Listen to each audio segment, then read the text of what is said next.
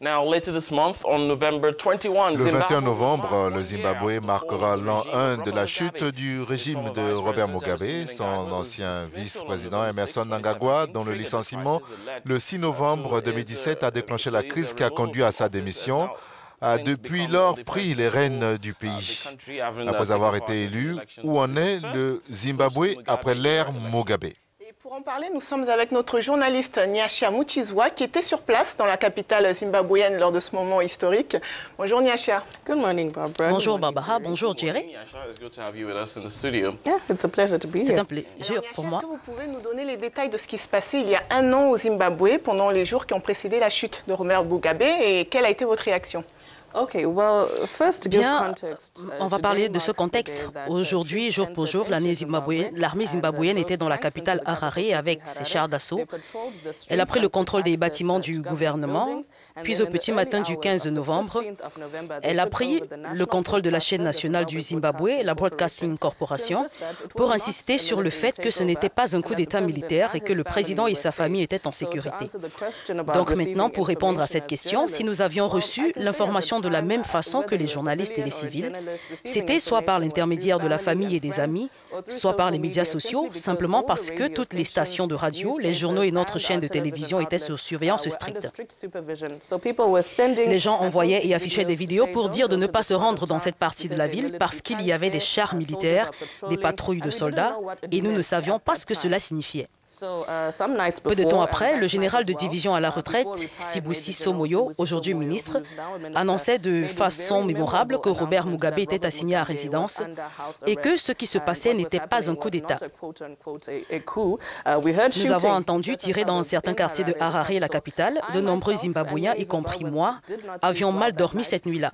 C'était très étrange pour nous parce que le Zimbabwe n'est pas connu pour la violence ou les troubles militaires. Pour ce que cela signifiait en tant que journaliste à l'époque, je peux honnêtement dire qu'il n'était pas prudent de traîner dehors.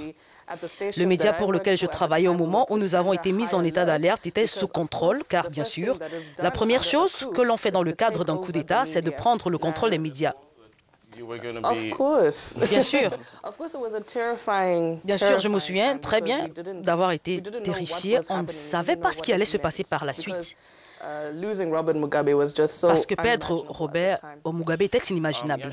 Qu'est-ce qui vous a le plus frappé après la confirmation de ce coup de force? Quelle était l'ambiance dans les rues de... Exactement, c'était inimaginable, un Zimbabwe sans Robert Mugabe, sans chef d'État.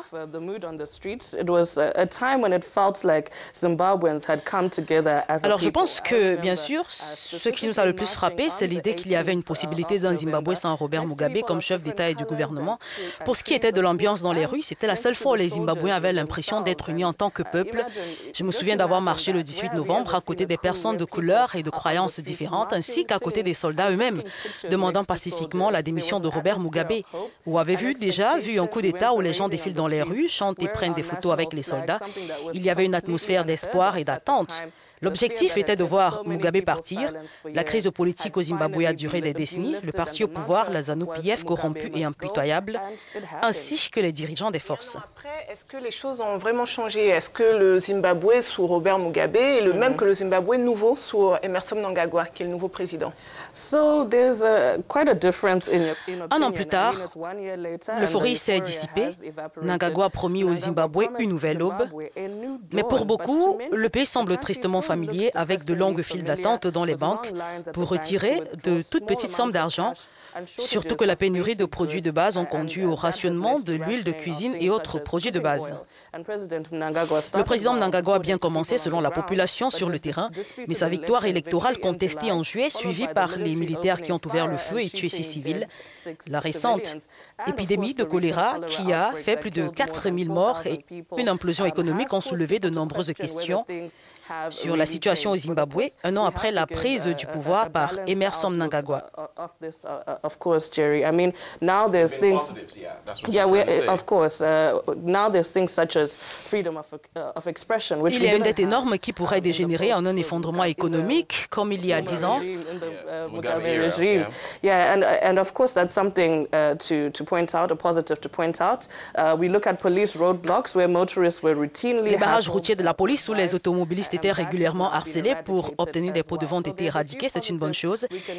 Il est intéressant de noter que selon les critiques, il y a une dégradation sociale due au fait qu'il y a moins de policiers dans les rues. Des mesures ont été prises pour briser les moules de la corruption et de la bureaucratie qui ont affecté l'ensemble de la société.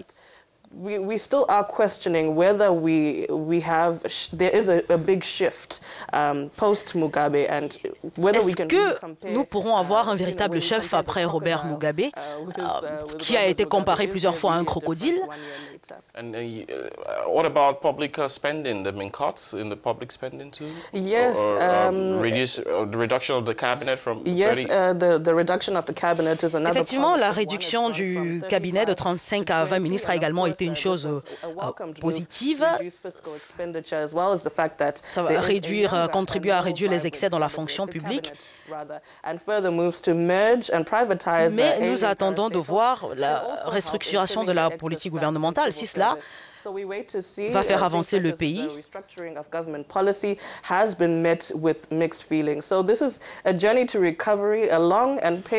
un véritable génie découvrir ce que le pays aura à offrir aux populations par la suite. Ce sont des efforts qui sont faits par le régime de Mnangagwa sur le terrain.